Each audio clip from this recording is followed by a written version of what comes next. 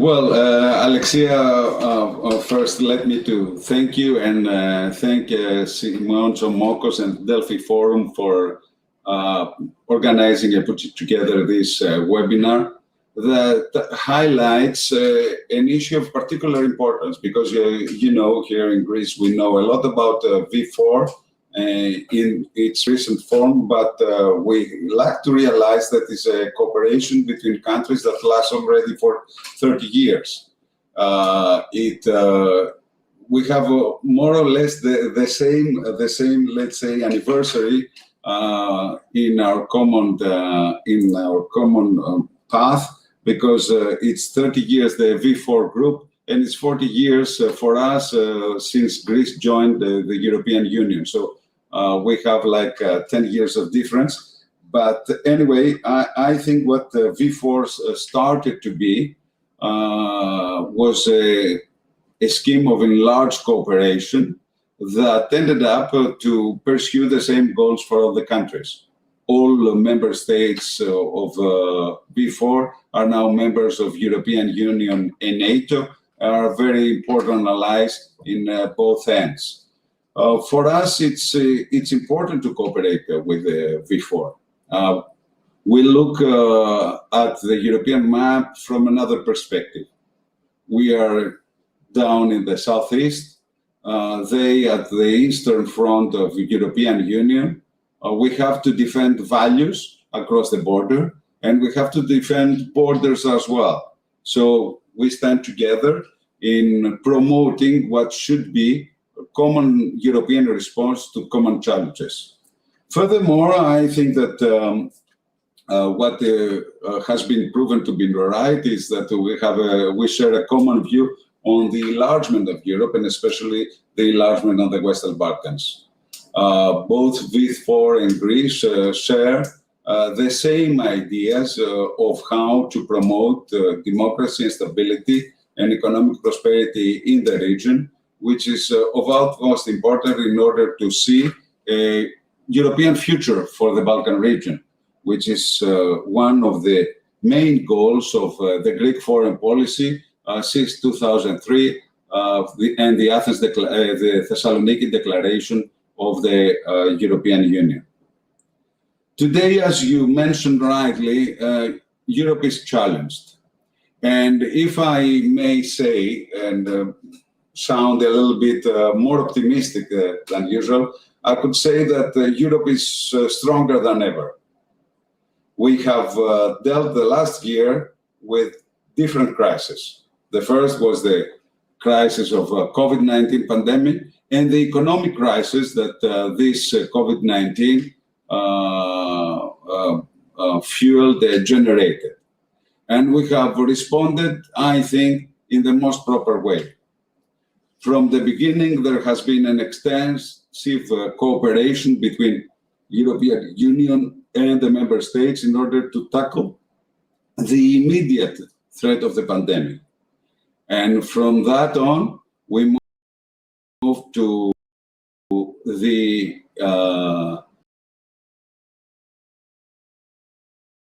delegation to the European Commission of the European vaccination plan, which is, regardless of the shortfalls in the flow of the vaccines, it has been a very important decision. Imagine if countries would compete each other on how to acquire the required jobs in order to vaccinate their people. This is not anymore the case for Europe. We have a coordinated policy, and we have a central distribution of the vaccines, and that's why we are going to be, in the next few months, super sufficient with enough vaccines in order to fight the COVID-19.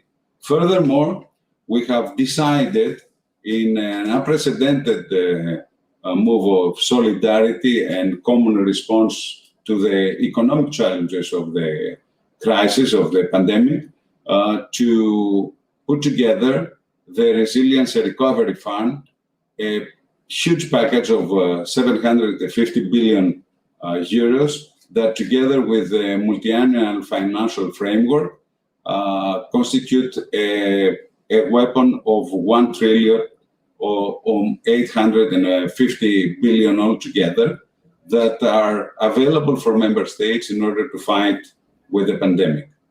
I would like to highlight the cooperation that we had within the framework of the Friends of the Cohesion with all the Visegrad countries in order to formulate common positions for the multi-annual financial framework. And I think that Europe is ready to tackle the economic consequences of the pandemic in the most prominent way if the Commission decides to act fast. Finally, I think that it was important the last year, the decisions that we have taken towards enlargement.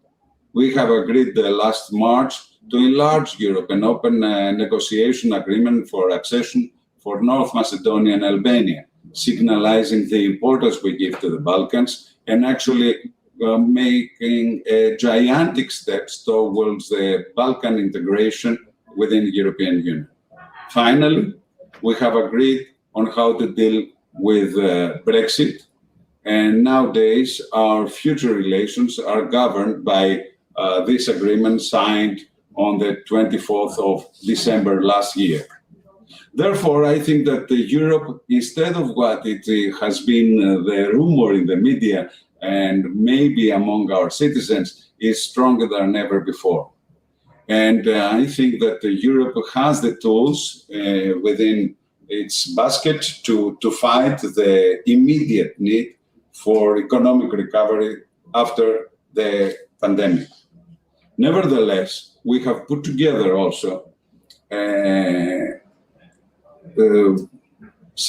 some guidelines for the rule of law, which has been a divisive issue in the past years, but we have come to a conclusion to that debate on how to actually recognize the importance of the rule of law within the member states through actually an examination of the rule of law status in member states, but also we have launched new tools and mechanisms to defend EU values and promote a mutual rule of law culture among EU member states. For us, it's of particular importance. We are a member of what is called the unofficial group of the Friends of Rule of Law, and we treasure, since we have held also the presidency of the Council of Europe, we treasure the ideas of democracy, rule of law, human rights, and of course, all the rights that derive from the human rights agenda. A final point that I would like to tackle is the issue on migration. You know that my government and the government of Kyriakos Mitsotakis is a government that actually supports and defends the idea that we need stronger border controls on our borders. And this has been actually a policy that has been implemented the last year, and we have seen a significant drop in the incoming migrants, illegal migrants, and refugees. Nevertheless, we should always bear in mind that Europe is the land of the free people, and therefore we have to coordinate our policies in order to grant asylum to the people that are in need and who actually deserve our protection. It would be inhuman to act otherwise. Therefore, we need to cooperate with the V4, and this is something that actually extended the invitation to do so, either with a V4 group of ambassadors here in Athens with whom I meet regularly, but also with my counterparts in the other European countries, and especially Czech Republic, Slovak Republic, and Poland. Unfortunately, we haven't met with in person with a counterpart of Hungary on the issue of migration, because we have met for other issues. So it's important to coordinate and find a common solution for the new Migration and Asylum Pact. A point that I would like to raise is the issue that actually migration has been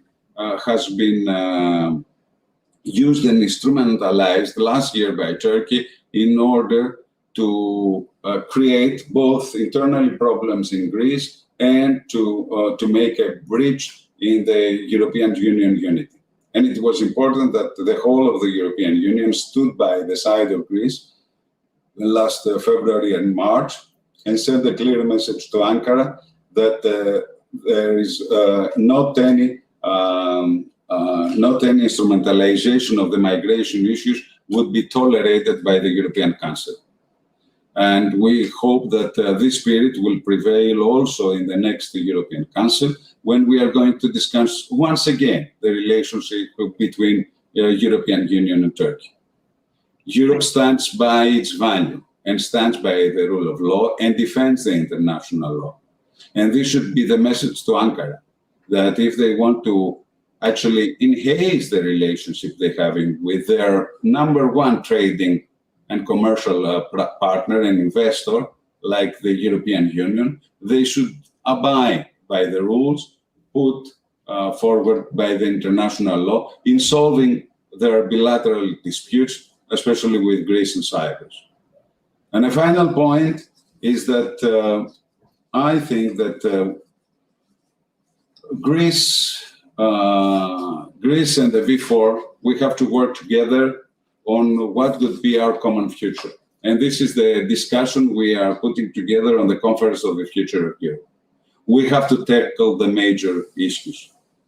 In last European elections, the majority of European citizens have voted for a stronger Europe. And the parties that represent a stronger Europe appetite are the vast, huge, enormous majority within the European Parliament. Therefore, we should work together in order to fulfill what has been the wish and will of our citizens. And there is no other place that we can exchange ideas for the future of Europe than the dialogue for the future of Europe, that for us is also coinciding with the 40 years anniversary of the Greek accession to the EU. Therefore, I would like to welcome the V4 counterparts and friends and allies to participate as well in the Greek discussion for the future of Europe. And we are looking forward finally to meet in person, because it's okay, technology has helped us a lot throughout the last year in moving on the agenda through the teleconferences, but there is always a need for personal discussions and meetings in person in order to elaborate and exchange ideas in a more open, frank, and friendly manner. Thank you, Alexia, for giving me the opportunity to address today's webinar. Thank you very much, Minister. I agree with you that the Visegrad Group is a cultural and political alliance of these four countries, and the military and the cultural and the economic and energy matters with one another to go further on their integration to the EU. Since you mentioned Turkey, and since you said a message to Turkey and the migration issues the EU has with Turkey, allow me to ask you one question, if you have time, Minister, regarding the enlargement of Europe and whether Turkey is ready to become a full member of the European Union, taking into consideration the recent behavior of Turkey towards Europe. Well, Turkey is distancing itself from the European acquis throughout the last years. And especially last year, with the rhetoric coming from Ankara, it shows no particular will and wish to actually work together in the spirit that we in Europe try to work. For us, for Greece, it's very important to stick with the project to bring Turkey closer to Europe.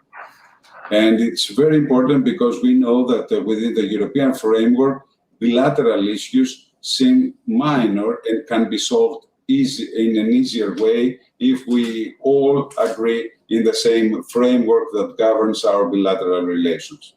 Therefore, we would welcome a Turkey that would seem more willing to adopt to the European values and to the European acquis. And we would work for that.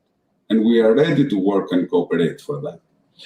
But it stands and relies on the shoulders of Turkey to decide which way they want to march, closer or further from Europe.